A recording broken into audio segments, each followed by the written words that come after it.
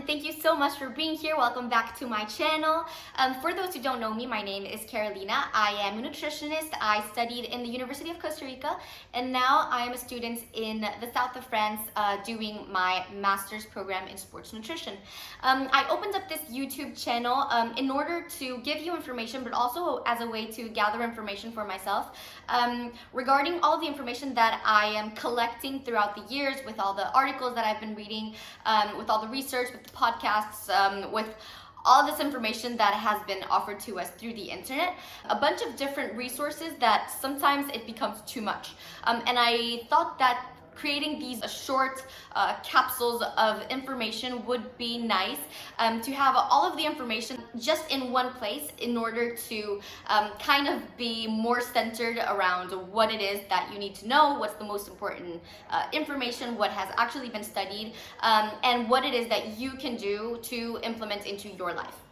The topic I have chosen for today is going to be a little bit more informative. It's not going to be so much as a recommendation because actually I posted a few stories and a publication in Instagram about skipping breakfast, about intermittent fasting.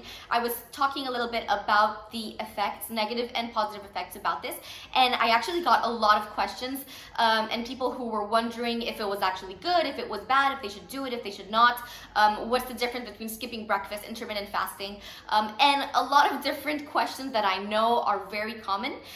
So I kind of wanted to give you the facts, what it is, why you should do it, how to do it if you want to, and yeah, pretty much the most important information about it.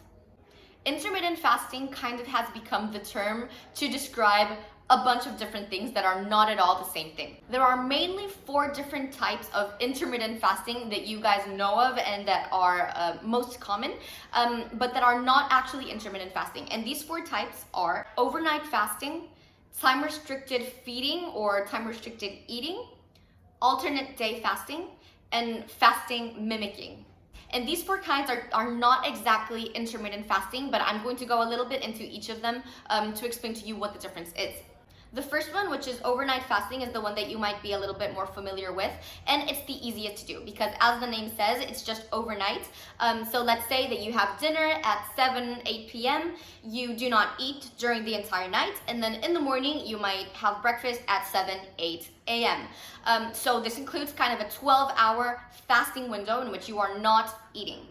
So this is not really intermittent fasting because it's not long enough to reap all of the benefits that a fasting has on your body. It does have the benefits in that you're giving your body the time to clean itself, to repair itself.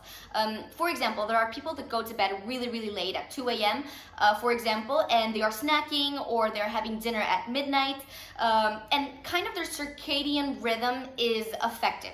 So their biological clock, which tells them when it's daytime, when it's nighttime, when it's time to feed, when it's time to repair itself. It's kind of all over the place. So this is going to have negative effects on your hormones, on satiety, hormones that tell you when you should eat, when you should not, and your schedule is negatively affected. So basically, overnight fasting is a good thing to do. I could totally recommend it in place of eating every 4 hours and not really giving your body to repair itself, even though it's not considered an intermittent fast. So that's type 1, overnight fasting. Type 2 that you might be familiar with is time-restricted feeding or time-restricted eating. This way of feeding, you can actually use it as an overnight fast, but you extended the hours in which you are not eating. With time-restricted feeding, it's actually very interesting that in most of the articles, the most benefits are associated with a morning routine, a morning feeding window, instead of a nighttime feeding window. For example, you can take the 12 hours that you're doing the overnight fast and you extend a few hours to the fasting window in order for it to become a 16-8, for example. There are many different kinds of schedules that you can follow and they can all work. They are all considered time-restricted feeding and the benefits are going to be similar. However, it is not really considered an intermittent fast because it is still not long enough for your body to go through all of the processes that your body has to go through to reap the benefits of the intermittent fasting. Another one you probably have heard of is alternate day fasting.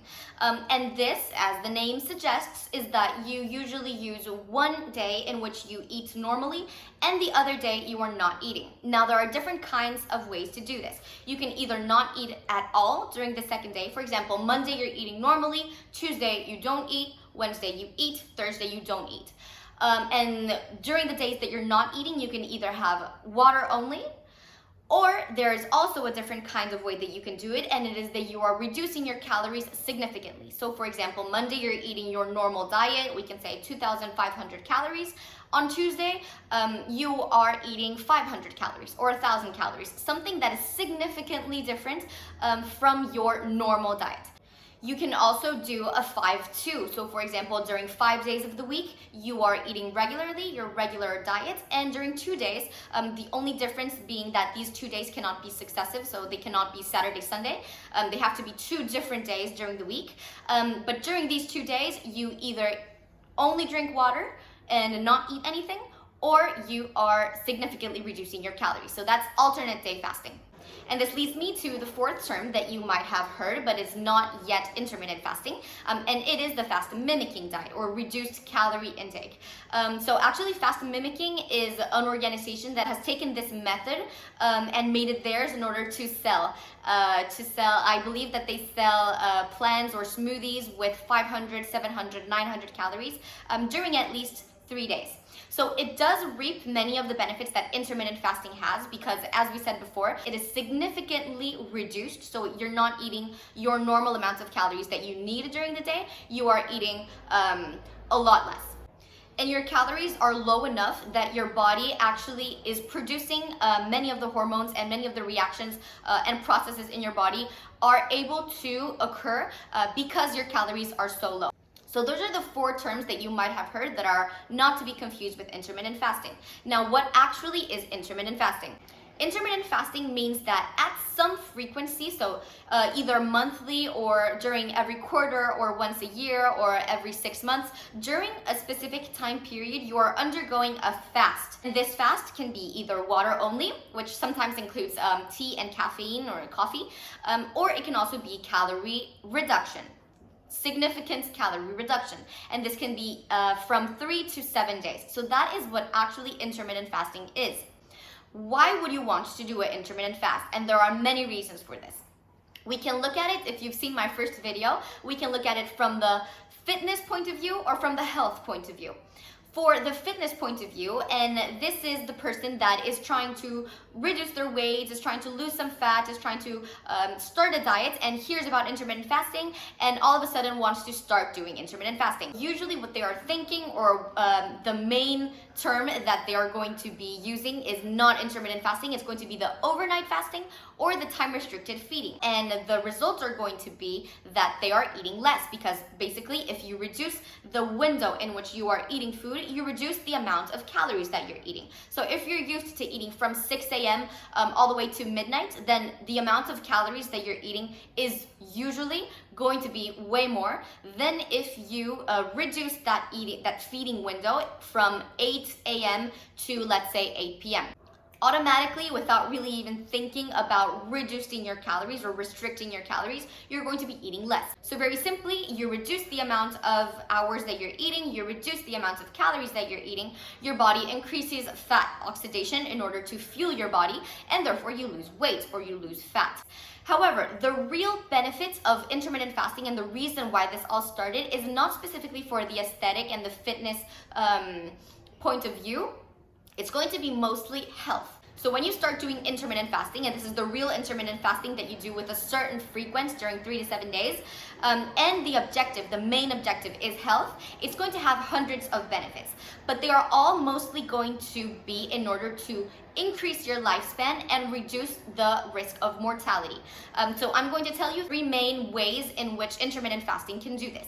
The first one we touched on a little bit with the fitness aspect, and it's that it's going to reduce your body fat percentage, reduce your weight, and with that come hundreds of benefits. So it's not only to look good and for aesthetics, it's also going to reduce your LDL cholesterol, you're going to reduce your blood pressure, you are going to have a lot of different indexes that will tell you that you will have less risk of mortality. The second way in which intermittent fasting can increase your lifespan is because it's going to increase autophagy.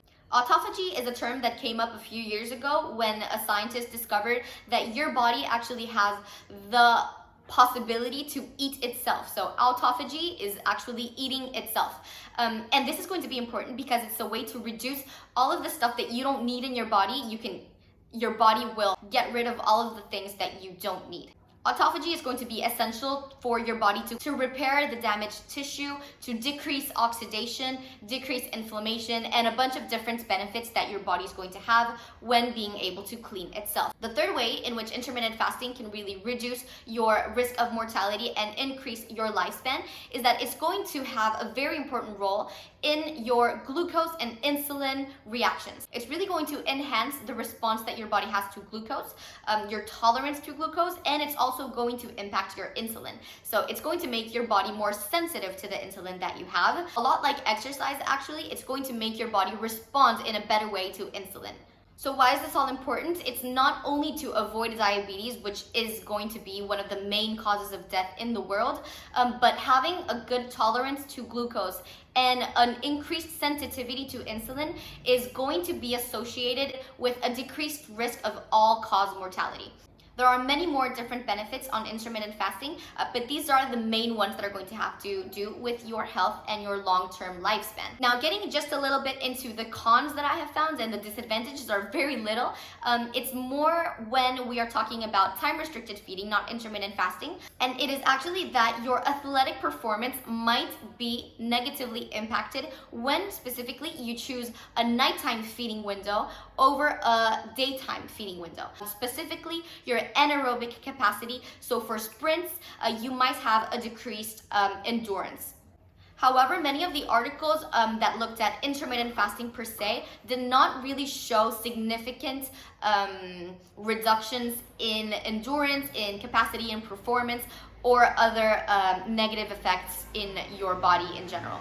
There were a few negative effects, mostly concerning cultural and social points of view. So it is going to be more difficult to engage in your community, for example, and getting used to time-restricted feeding is definitely not that easy. But once you start, I believe that the benefits of intermittent fasting and time-restricted feeding are many more than the negative effects. In conclusion, I really wanted to give you this outline of what the different kinds of intermittent fasting, or what you have heard about intermittent fasting, what it is and what it actually is not. That way you can be more informed and know which one is more for you, which one is more easy to implement into your lifestyle, and which benefits are the ones that you are going to be reaping.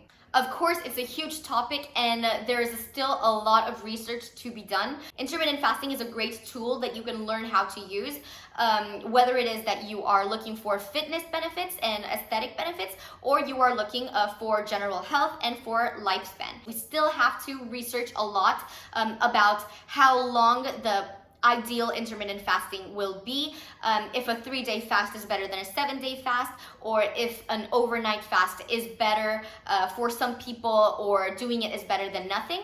There are still a lot of questions to make, but at least we know kind of where we stand right now. I hope this video informed you a little bit more about the different kinds that there are, so that maybe you're not so confused as I was at the beginning. Anyways, thank you so much for watching. I really appreciate it. If you have questions or you have more research or articles that you would like to share, please do not hesitate. Leave me a comment or text me, send me a direct message on social media. Thank you again so much for being here, for watching this video, and I hope to see you in the next one. Bye!